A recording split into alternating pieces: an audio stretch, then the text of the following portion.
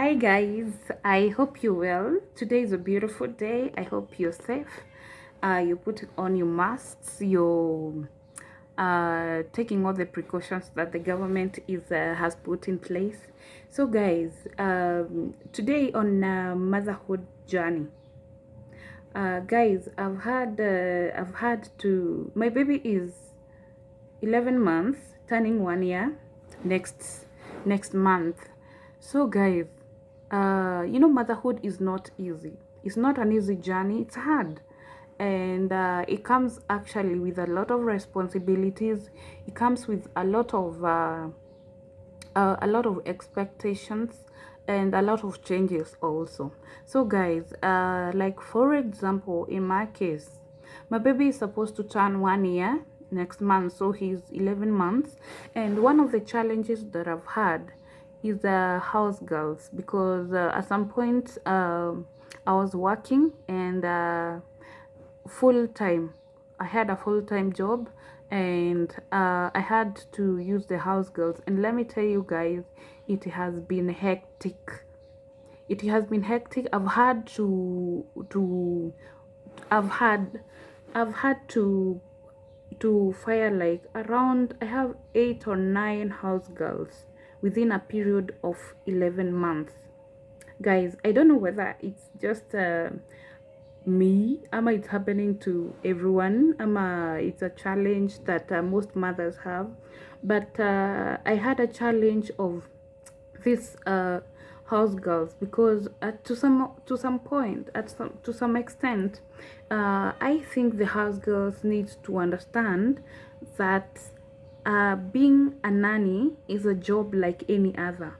That being a nanny is a job like just the way everyone else is working, and respect that job if you want people to really respect you.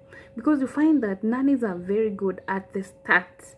Usually when you give someone a job and they're so happy, they pretend they are very good. Apparently once you stay with that person a little bit, that is when you start seeing her. So this guy is just pretending. This is not they start showing you their true colors. So I think people need to understand that being a nanny is also a full-time job like any other, because they're being paid to do this job. Even if they're also challenged, each and every job has challenges. And guys, I need you guys tell me, do you think I'm the problem? Because others, you find that they also have their expectations. And guys, there's one thing I would want you guys to tell me. When you're getting a house girl, what are the factors do you consider when getting one, especially for a mother, uh, and you have small kids? What are the factors that you consider? Because I believe some of the factors you consider when employing a house girl are very important, when it comes to the approach the person is going to have when working. For example, there's the aspect of age. When considering house girls or nannies, people tend to prefer to have nannies of older age, because they believe they are more mature. They're people who are experienced with life, and they're experienced in their past, that stage of the early 20s. You understand, early 20s, where the lady wants, like, this, they want to yani kuoga, maybe they want to keep on moving around, moving like outside, yani you see the outside life. But you see, now when someone employs you with a small child, and then you employ a certain person that is in that stage, most likely that person, they will not understand they're supposed to be there for that child, because that child is a small kid, an infant, who needs to be watched time in time out. this is not a person who can just leave unattended, you understand, in the house just alone unattended. So when you have like a small kid, you also need to consider that this, if maybe you consider a person of younger age, that person might not cope well with a small child. They might not cope well with the environment of having that small child in the house. So, and also there's also aspect of the pay. Okay, guys, what does I there's something I really need to understand. What stipulates, what states the like the amount of money you're supposed to receive? Is it the number of kids? Is it about the quality of work, or is it about what I have to offer as an employer? Because you know, sometimes you find their nannies who ask for a very high salary, but now when it comes to them going on the ground and working, you find that really that person does not deserve that amount of money, because they actually do a shoddy job. So guys, what do you consider when it comes to like paying a nanny? Because I think that is where I think it also was a problem, because sometimes you find that you want a certain range of a salary, and then the kind of people you get, you find that that person wants to shikilia before they get somewhere else. They believe they are going to get a better pay, but now when it comes to their kind of work, you find that that person does not deserve that salary you're giving. So what I would like to call out to the house girls and nannies, you know, sometimes we also, even the other sectors,